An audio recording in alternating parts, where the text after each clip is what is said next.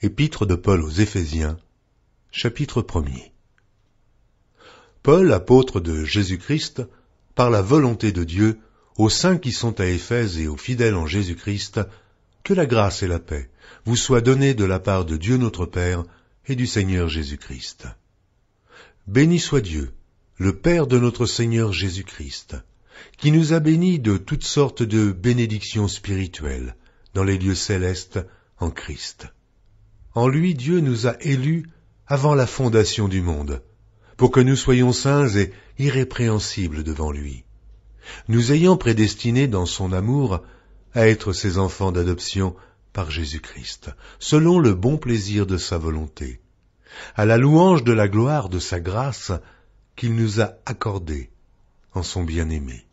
En lui nous avons la rédemption par son sang, la rémission des péchés selon la richesse de sa grâce, que Dieu a répandue abondamment sur nous par toute espèce de sagesse et d'intelligence, nous faisant connaître le mystère de sa volonté, selon le bienveillant dessein qu'il avait formé en lui-même, pour le mettre à exécution lorsque les temps seraient accomplis, de réunir toutes choses en Christ, celles qui sont dans les cieux et celles qui sont sur la terre. En lui nous sommes aussi devenus héritiers, ayant été prédestinés suivant la résolution de celui qui opère toutes choses d'après le conseil de sa volonté, afin que nous servions à la louange de sa gloire, nous qui d'avance avons espéré en Christ. En lui vous aussi, après avoir entendu la parole de la vérité, l'évangile de votre salut, en lui vous avez cru, et vous avez été scellés du Saint-Esprit qui avait été promis, lequel est un gage de notre héritage, pour la rédemption de ceux que Dieu s'est acquis à la louange de sa gloire. C'est pourquoi, moi aussi, ayant entendu parler de votre foi au Seigneur Jésus et de votre charité pour tous les saints, je ne cesse de rendre grâce pour vous, faisant mention de vous dans mes prières, afin que le Dieu de notre Seigneur Jésus-Christ, le Père de gloire, vous donne un esprit de sagesse et de révélation dans sa connaissance, et qu'il illumine les yeux de votre cœur, pour que vous sachiez quelle est l'espérance qui s'attache à son appel, quelle est la richesse de la gloire de son héritage qu'il réserve aux saints, et quelle est envers nous qui croyons l'infinie grandeur de sa puissance, se manifestant avec efficacité par la vertu de sa force. Il l'a déployé en Christ, en le ressuscitant des morts, et en le faisant asseoir à sa droite dans les lieux célestes, au-dessus de toute domination, de toute autorité, de toute puissance, de toute dignité, et de tout nom, qui se peut nommer non seulement dans le siècle présent, mais encore dans le siècle à venir. Il a tout mis sous ses pieds, et il l'a donné pour chef suprême à l'Église qui est son corps, la plénitude de celui qui remplit tout en tous. Épître de Paul aux Éphésiens, chapitre 2. Vous étiez morts par vos offenses et par vos péchés, dans lesquels vous marchiez autrefois, selon le train de ce monde, selon le prince de la puissance de l'air, de l'esprit qui agit maintenant dans les fils de la rébellion. Nous tous aussi, nous étions de leur nombre, et nous vivions autrefois selon les convoitises de notre chair, accomplissant les volontés de la chair et de nos pensées, et nous étions par nature des enfants de colère, comme les autres. Mais Dieu qui est riche en miséricorde, à cause du grand amour dont il nous a aimés, nous qui étions morts par nos offenses, nous a rendus à la vie avec Christ. C'est par grâce que vous êtes sauvés.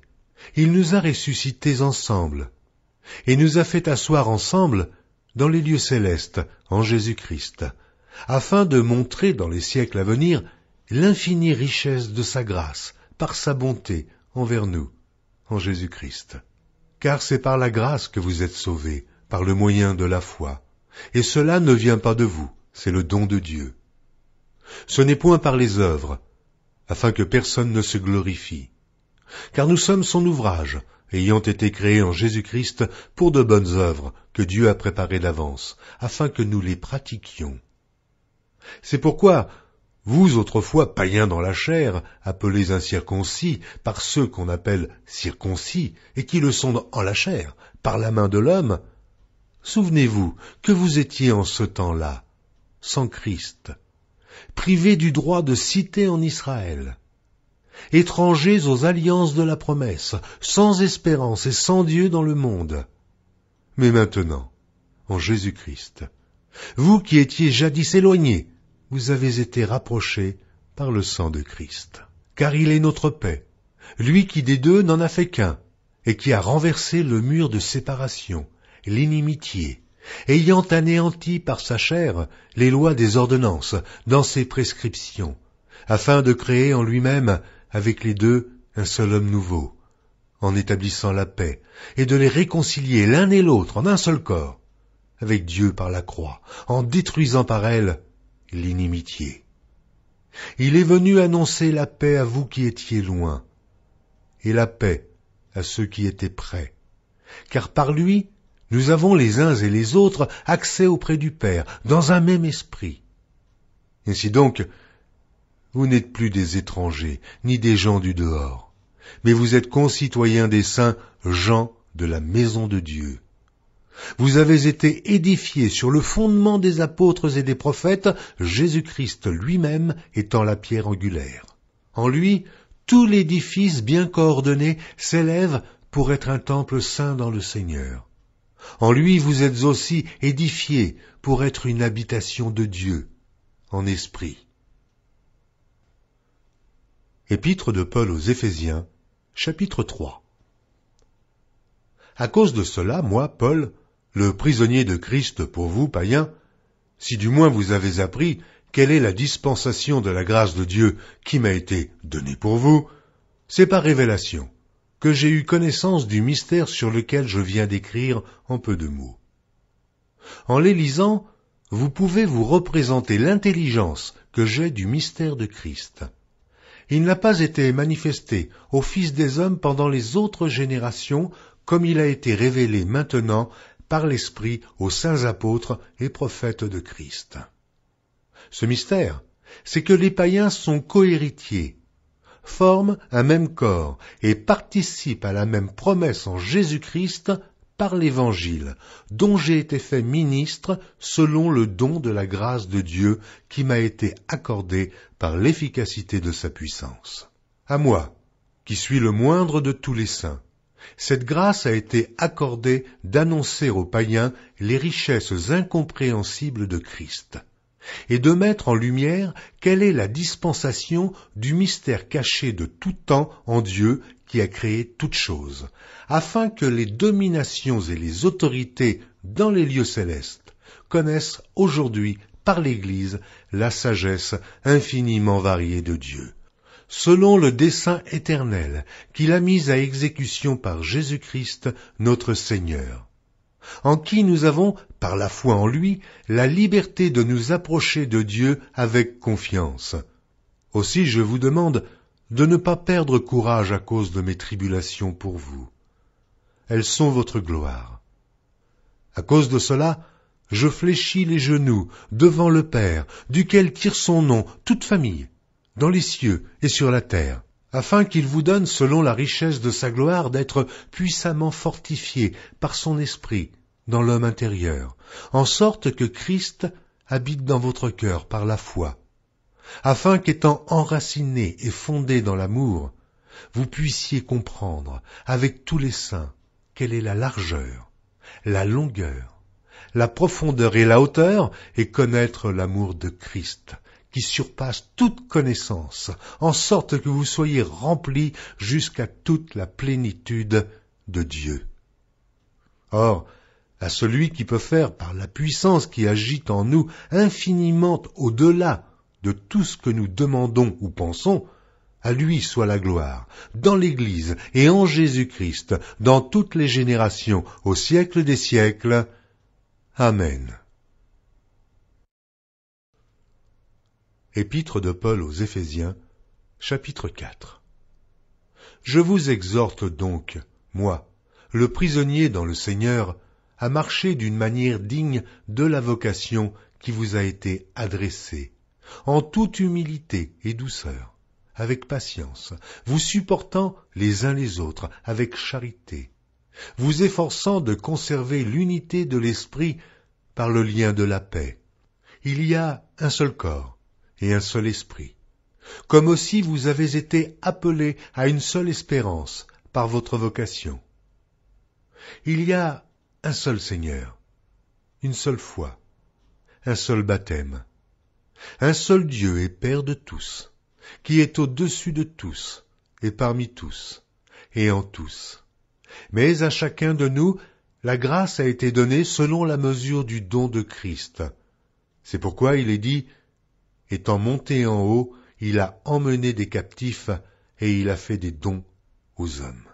Or, que signifie il est monté, sinon qu'il est aussi descendu dans les régions inférieures de la terre? Celui qui est descendu, c'est le même qui est monté au-dessus de tous les cieux, afin de remplir toutes choses. Et il a donné les uns comme apôtres, les autres comme prophètes, les autres comme évangélistes, les autres comme pasteurs et docteurs, pour le perfectionnement des saints en vue de l'œuvre du ministère et de l'édification du corps de Christ, jusqu'à ce que nous soyons tous parvenus à l'unité de la foi et de la connaissance du Fils de Dieu, à l'état d'homme fait, à la mesure de la stature parfaite de Christ, afin que nous ne soyons plus des enfants, flottants et emportés à tout vent de doctrine, par la tromperie des hommes, par leur ruse, dans les moyens de séduction, mais que, professant la vérité dans la charité, nous croissions à tous égards en celui qui est le chef, Christ. C'est de lui, et grâce à tous les liens de son assistance, que tout le corps, bien coordonné et formant un solide assemblage, tire son accroissement selon la force qui convient à chacune de ses parties, et s'édifie lui-même dans la charité. Voici donc ce que je dis, et ce que je déclare dans le Seigneur. C'est que vous ne devez plus marcher comme les païens, qui marchent selon la vanité de leurs pensées. Ils ont l'intelligence obscurcie. Ils sont étrangers à la vie de Dieu, à cause de l'ignorance qui est en eux, à cause de l'endurcissement de leur cœur. Ayant perdu tout sentiment, ils se sont livrés à la dissolution, pour commettre toute espèce d'impureté, jointe à la cupidité. Mais vous, ce n'est pas ainsi que vous avez appris Christ. Si du moins vous l'avez entendu, et si, conformément à la vérité qui est en Jésus, c'est en lui, que vous avez été instruits à vous dépouiller, eu égard à votre vie passée, du vieil homme qui se corrompt par les convoitises trompeuses, à être renouvelé dans l'esprit de votre intelligence, et à revêtir l'homme nouveau, créé selon Dieu, dans une justice et une sainteté que produit la vérité. C'est pourquoi renoncez aux mensonges, et que chacun de vous parle selon la vérité à son prochain, car nous sommes membres les uns des autres. Si vous vous mettez en colère, ne péchez point, que le soleil ne se couche pas sur votre colère, et ne donnez pas accès au diable. Que celui qui dérobait ne dérobe plus, mais plutôt qu'il travaille, en faisant de ses mains ce qui est bien, pour avoir de quoi donner à celui qui est dans le besoin. Qu'il ne sorte de votre bouche aucune parole mauvaise, mais, s'il y a lieu, quelques bonnes paroles, qui servent à l'édification et communiquent une grâce à ceux qui l'entendent. N'attristez pas le Saint-Esprit de Dieu, par lequel vous avez été scellés pour le jour de la rédemption. Que toute amertume, toute animosité, toute colère, toute clameur, toute calomnie, et toute espèce de méchanceté disparaissent du milieu de vous. Soyez bons les uns envers les autres, compatissants, vous pardonnant réciproquement, comme Dieu vous a pardonné en Christ. Épître de Paul aux Éphésiens, chapitre 5. Devenez donc les imitateurs de Dieu, comme des enfants bien-aimés, et marchez dans la charité, à l'exemple de Christ, qui nous a aimés, et qui s'est livré lui-même à Dieu, pour nous, comme une offrande, et un sacrifice de bonne odeur.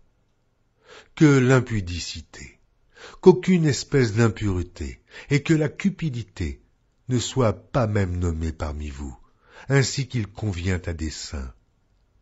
Qu'on n'entende ni paroles déshonnêtes, ni propos insensés, ni plaisanteries, choses qui sont contraires à la bienséance, qu'on entende plutôt des actions de grâce, car, sachez-le bien, aucun impudique ou impur, ou cupide, c'est-à-dire idolâtre, n'a d'héritage dans le royaume de Christ et de Dieu. Que personne ne vous séduise par de vains discours, car c'est à cause de ces choses que la colère de Dieu vient sur les fils de la rébellion. N'ayez donc aucune part avec eux. Autrefois vous étiez ténèbres, et maintenant vous êtes lumière dans le Seigneur. Marchez comme des enfants de lumière, car le fruit de la lumière consiste en toutes sortes de bonté, de justice et de vérité.